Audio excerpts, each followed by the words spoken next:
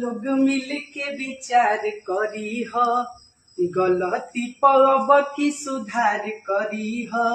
सब लोग मिल के विचार करी ह, गलती पब की सुधार करी ह।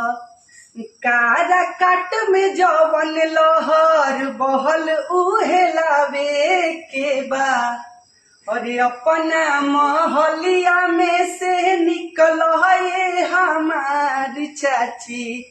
आइल बाड़ी ज्योति सिंह दुआरे रामा, मांगेली आशीष सिर झुकाइए रामा।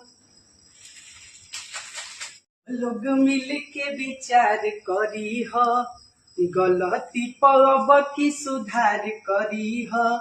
सब लोग मिल के विचार करी ह, गलती पब